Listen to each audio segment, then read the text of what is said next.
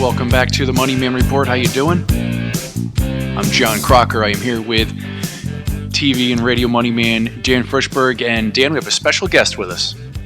Yeah, I'm so happy to do that. This is a pretty news-intensive time we're having here. Stephen Moore is doing 2 appearances in Florida this weekend. Actually, on the west coast of Florida. It's worth it to take a drive over if you're in South Florida. I will definitely be there, being here on the west coast. Stephen Moore, good morning. Hi, good morning, you guys. Happy New Year. Happy New Year to you. So, look, you're an important part of the most successful economic policy we've seen on this planet ever. Well, definitely since Ronald Reagan. But this is a time also when foreign policy's on our minds. But you'll be in your talks tonight.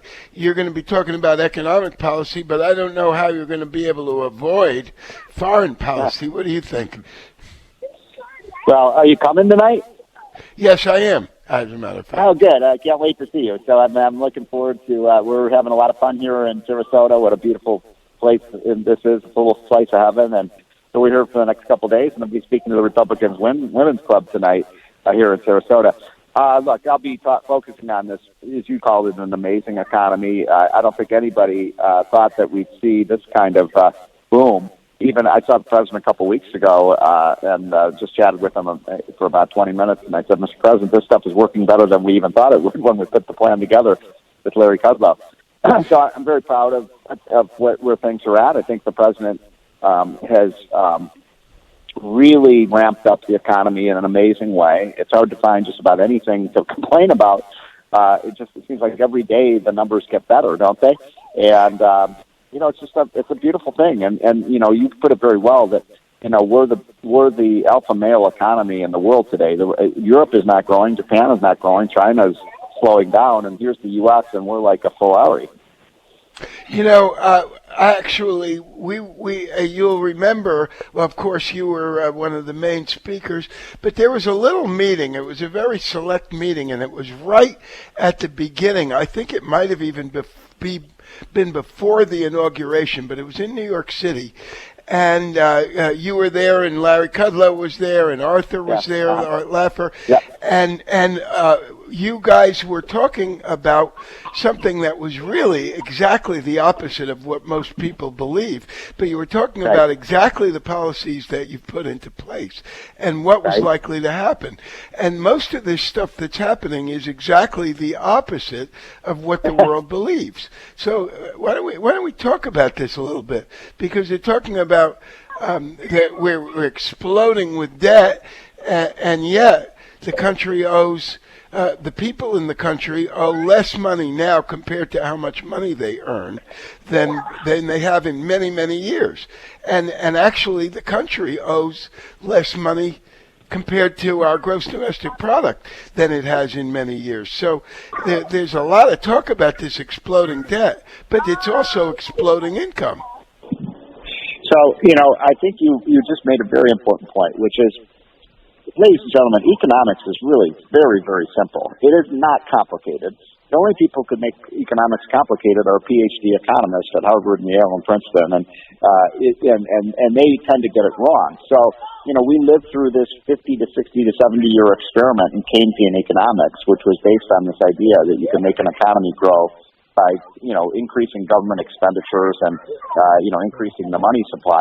And that just has proven to be wrong. You make an economy grow by lowering taxes, lowering regulations, getting government out of the way, and rewarding businesses for their endeavors. Hold this thought, because we got to stop for a little break, and we're going to be back in just a minute with Stephen Moore, who is speaking tonight in Sarasota, Florida, and tomorrow, by the way. And please stick around. We'll be right back. Welcome back. Thank you very much for being with us.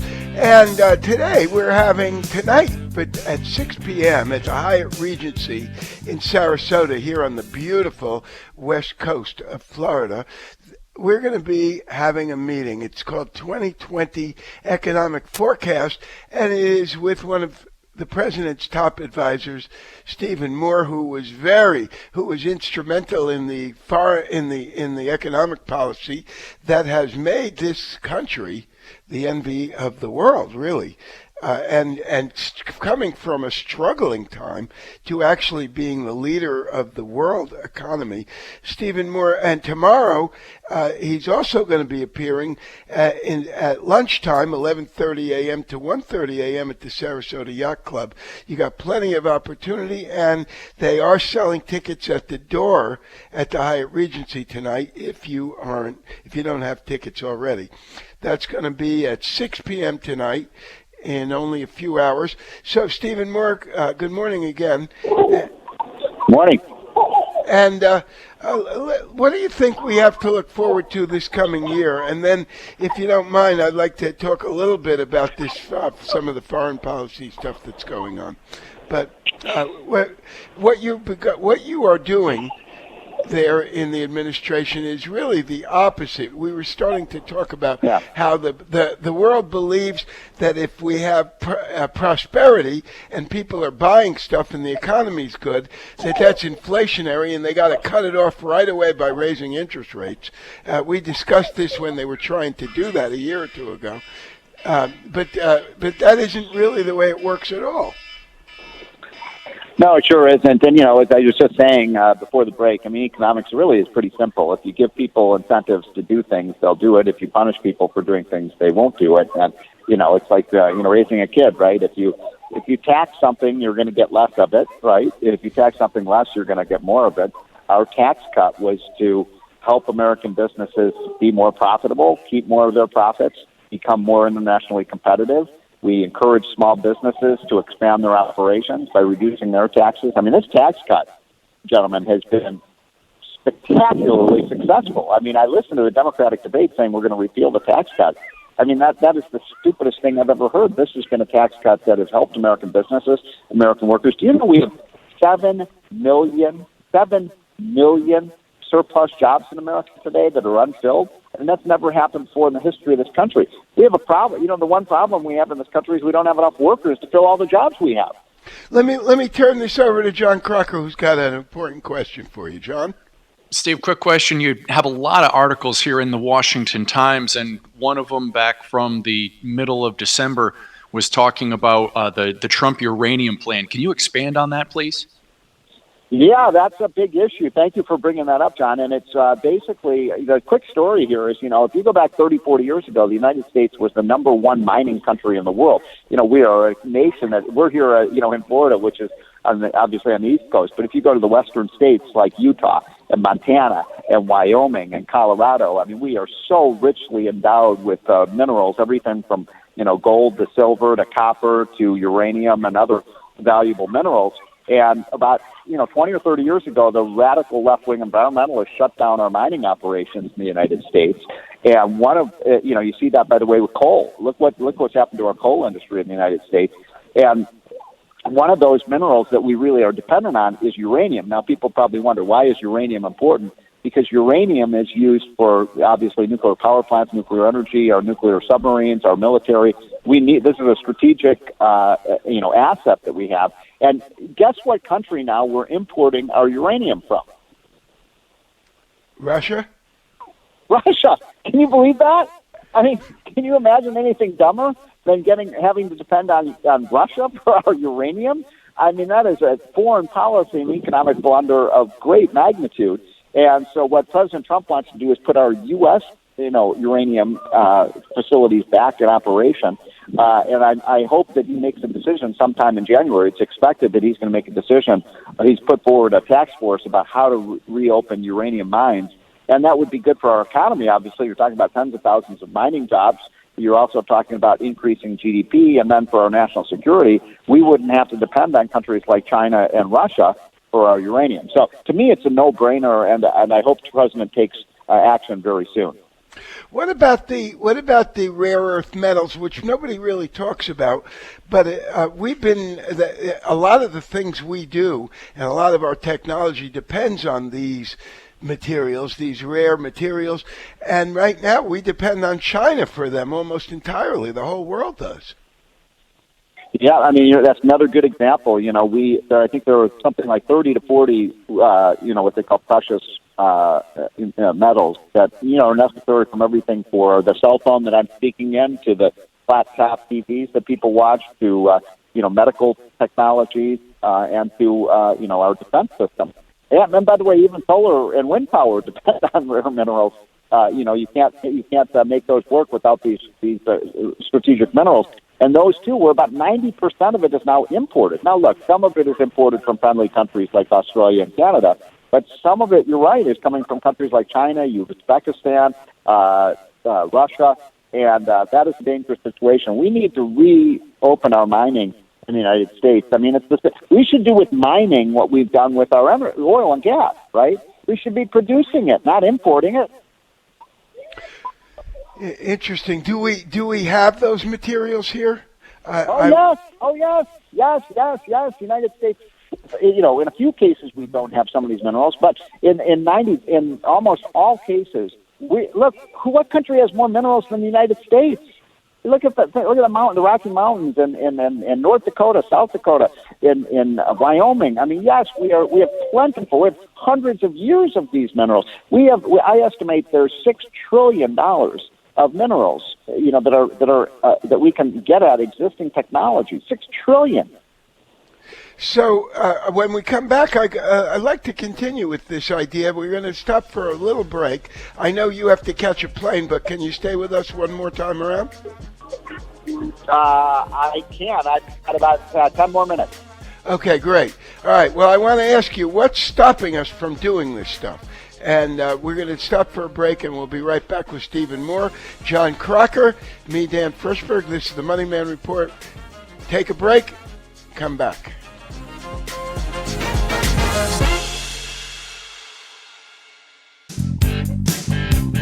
Welcome back to the Money Man Report. How you doing? I'm John Crocker. I'm here with TV and radio money man Daniel Frischberg. Special VIP guest with us today, Stephen Moore. He's, of course, the author of Trumponomics. You can grab that over on Amazon. You can also catch him on Fox and Fox Business. Stephen Moore, welcome back to the Money Man Report. We'll lead off with the same question we were teasing at the end of that last segment there. What is keeping us, what's stopping us from doing more of this mining?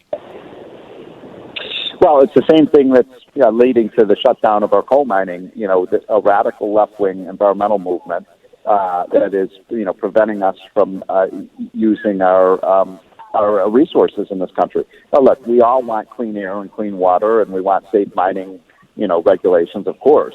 But we can do this, and by the way, we have the safest standards in the world. So when we shut down our mines, all we do is move the mining to countries like Russia and so on that have almost no mining regulations whatsoever and do much more damage to the environment. So, by the way, I'll give you a good example of why this is such a hindrance to our drilling and mining.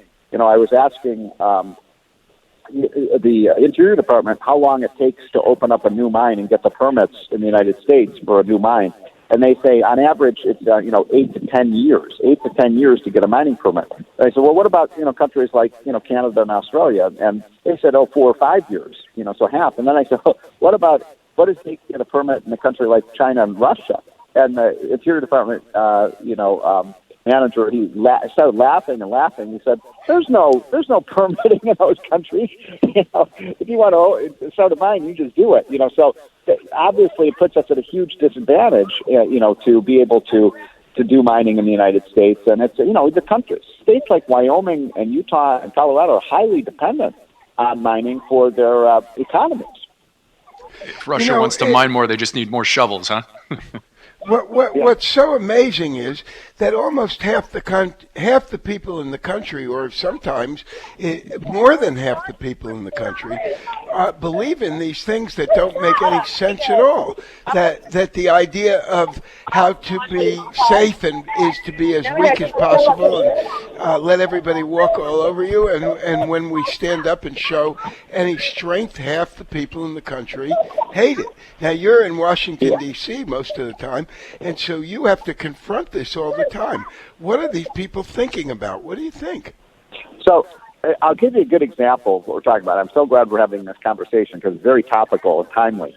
So did you all see what Joe Biden is, we call him a walking gaffe machine. Almost every word out of his mouth is some kind of crazy idea. But did you see the other day in one of the Democratic debates, he was asked if he would put all of oil and gas workers out of their jobs because, the radical left wants to shut down our, shale oil and gas operations in this country.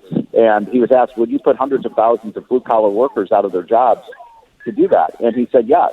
And then, by the way, that's incredible. And remember, once upon a time, Democrats actually cared about blue-collar workers. Now they're promising to put them all out of their jobs. But then, about a week later, he was asked, well, what's going to happen with all the coal miners and all the oil and gas drillers and the truckers and the construction workers that are associated with, our coal and oil and gas industry? And he said, he said, this is Joe Biden, who's supposed to be a rational person, said, oh, we're going to retrain those people to be coders, computer coders. Now, how insane is that? Where you're going to take a 50-year-old truck driver and turn them into a computer coder? I mean, you have to be some kind of moron to think that's going to happen. And yet this is the kind of attitude of the left these days. Well, and more than that, the economy would just come to a screeching halt if we weren't producing any of this stuff. Of course it would. Of course it would. And by the way, the thing with when we talk about uranium and the mining and the precious metals, the left says, oh, we're going to use green energy. Guess what? Heads up, people. Without strategic minerals, we don't have green energy. You can't have solar power. You're not going to have the solar panels. You're going to have to not have the wind turbines without the precious metals. So how is that going to work? I mean, sometimes these people can't connect dots. It's pretty obvious, and you would think that everybody would realize that if we were not the only country in the world that can actually defend its borders, that we wouldn't be the reserve currency, and all these programs that all the people want, that these Democrats want, would be impossible. The reason we have them is because we're the world's reserve currency, and we get to print money, and everybody else has to actually earn it. You're so right about that. And look, we should be very proud. I mean, we have to cut off in a couple minutes, but we should just be very proud of where we are as a country right now.